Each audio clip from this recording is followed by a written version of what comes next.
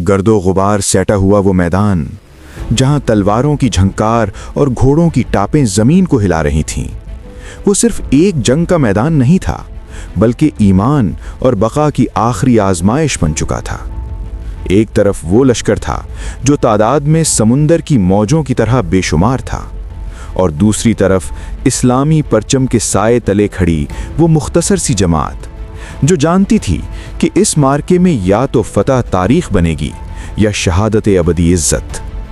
इसी हंगामा खेज घड़ी में सुल्तान जलालुद्दीन ख्वारिज़्म शाह अपने सिपाहियों के दरमियान खड़े थे, एक ऐसा सिपाह सालार जिसके सामने अब सिर्फ दो रास्ते रह गए थे, फतह या शहादत। मगर जो लोग शहादत के मतवाले हों, उनके लिए शिकस्त भी दरअसल एक ऐसी नेमत बन जाती है जो उन्हें बारगाहे इलाही में मकबूलियत अता कर दे। सुल्तान जलालुद्दीन ने इसी यकीन के साथ फैसला किया कि अब ये जंग सिर्फ लड़ने के लिए नहीं, बल्कि फैसला कुन वार करने के लिए लड़ी जाएगी। उन्होंने अज़्म कर लिया कि या तो दुश्मन की सफ़ें चीर कर फतह हासिल करेंगे या इसी मैदान में शहादत का ताज पहनेंगे।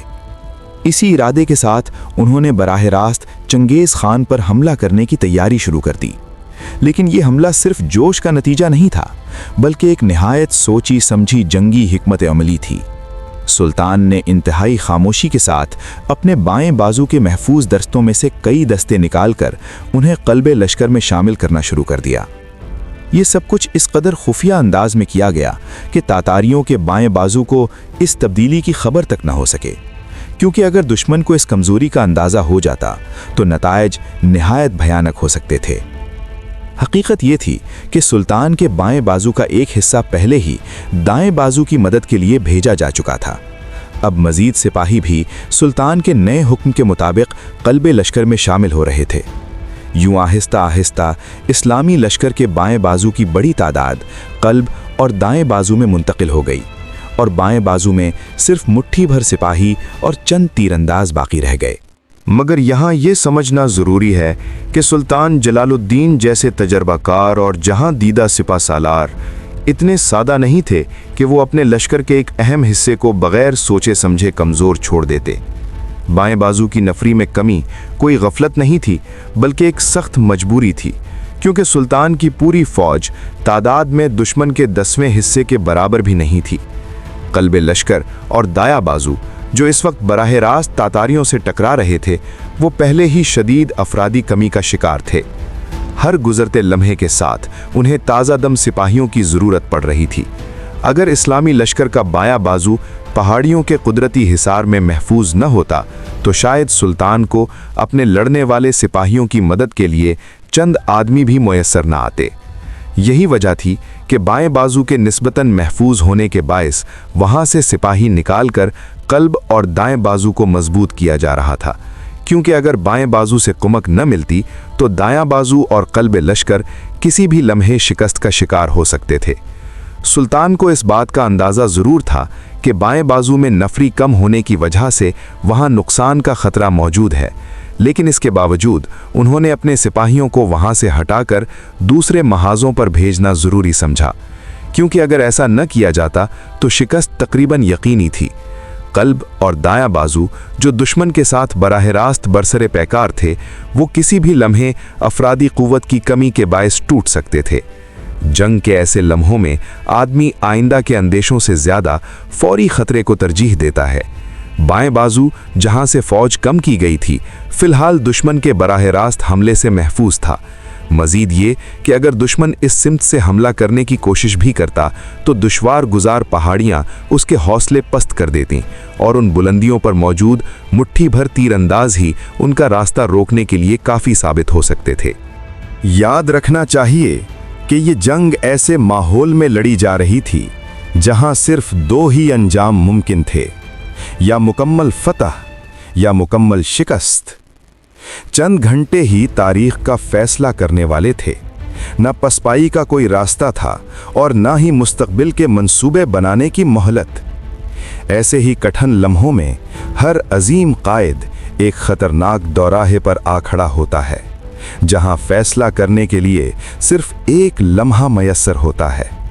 और ऐसे मौके पर बहादुर सिपा सालार हिचकिचाते नहीं, وہ فوراً کسی ایک راستے کو اختیار کرتے ہیں اور پوری قوت کے ساتھ میدان عمل میں کود پڑتے ہیں۔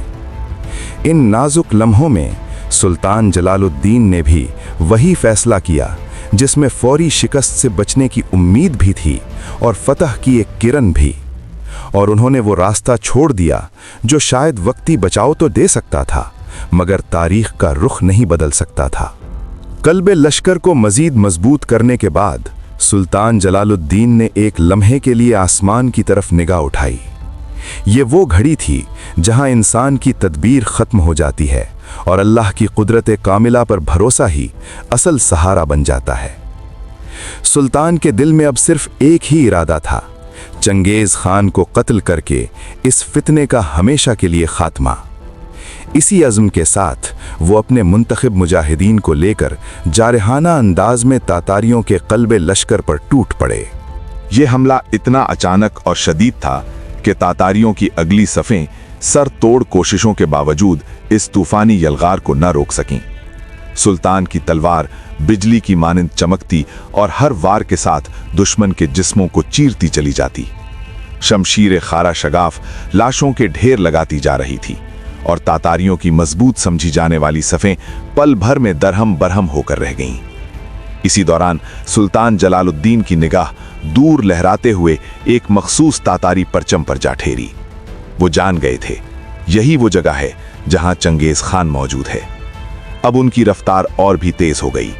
ان کے دل میں صرف ایک ہی خواہش تھی، اسلام کے اس بدترین دشمن کو اپنی آنکھوں کے سامنے لا کر اس کا سر تن سے جدا کر دینا۔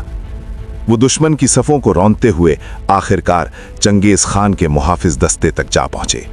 وہاں ہزاروں زرہ پوش سپاہی ننگی تلواریں لیے ایک مضبوط حصار بنائے کھڑے تھے اور ان کے درمیان ایک کشادہ شانوں اور مضبوط جسم والا قداور شخص گھوڑے پر سوار تھا۔ اس کی نگاہیں چوکنا انداز میں دائیں بائیں کا جائزہ لے رہی تھیں۔ عمر کے اثرات اس کے چہرے پر نمایاں تھے۔ چوڑے ہیبت ناک چہرے پر ہلکی شکنیں اور لمبوتری داڑھی میں سفیدی۔ یہی تھا چنگیز خان، وہ شخص جسے تاریخ اقوام عالم کا سب سے بڑا قاتل کہتی ہے۔ جیسے ہی سلطان جلال الدین کی نگاہ اس پر پڑی، ان کی آنکھوں میں نفرت اور غضب کے شعلے بھڑک اٹھے۔ انہوں نے ایسی شدت سے حملہ کیا کہ ذرا پوش محافظوں کی صفیں ایک لمحے میں تہ و بالا ہو گئیں۔ چنگیز خان کی آنکھوں کے سامنے موت کے سائے لہرانے لگے۔ علاء الدین محمد خوارزم شاہ کے بیٹے کا ہاتھ اب اس کے گریبان تک پہنچنے ہی والا تھا۔ چند مجاہد اس کے محافظوں سے الجھتے ہوئے چنگیز خان کے بالکل قریب پہنچ گئے۔ چنگیز خان خود تو بچ نکلا، لیکن اس کا گھوڑا مجاہدین کے وار سے زمین بوس ہو گیا۔ صحرائے گوبی کا وہ ریچھ اس لمحے شیر خوارزم کے سامنے کھڑا ہونے کی ہمت نہ کر سکا۔ دلیری اور شجاعت کے اس امتحان میں وہ سلطان سے مات کھا چکا تھا۔ آن اور وقار سے زیادہ اس نے اپنی جان کو ترجیح دی۔ فوراً دوسرا گھوڑا لیا اور چند محافظوں کے ساتھ میدان سے پشت پھیر کر بھاگ نکلا۔ چند ہی لمحوں میں وہ گرد و غبار کے مرغولوں میں گم ہو گیا اور مجاہدین کی نگاہوں سے اوجھل ہو گیا۔ چنگیز خان کا یہ طرز عمل اس حقیقت کی گواہی دیتا ہے کہ وہ اتنا غیرت مند یا دلیر نہیں تھا جتنا اکثر تاریخ میں سمجھ لیا جاتا ہے۔ ہاں، چالاکی، موقع شناسی اور بے رحمی میں وہ واقعی اپنی مثال آپ تھا۔ مگر میدان جنگ کی کہانی یہیں ختم نہیں ہوئی۔ چنگیز خان اگرچہ جان بچا کر نکل گیا تھا، لیکن اس مارکے کی آگ اب اور بھی بھڑکنے والی تھی۔ تاتاری لشکر اپنے سردار کے قریب قریب مارے جانے کی خبر سن کر غصے اور انتقام سے پاگل ہو چکا تھا، اور دوسری طرف سلطان جلال الدین اور ان کے مجاہد اب بھی میدان میں ڈٹے ہوئے تھے۔ وہ جانتے تھے کہ آنے والے چند لمحے صرف جنگ کا نہیں، تاریخ کا فیصلہ کرنے والے ہیں۔ اگلے حصے میں ہم دیکھیں گے کہ یہ مارکا کس موڑ پر پہنچا۔ کیا شیر خوارزم اس خون آشام طوفان کو روک سکے گا، یا تاتاریوں کا سیلاب اسلامی لشکر کو اپنے اندر نگل لے گا؟ یہ فیصلہ ابھی باقی ہے۔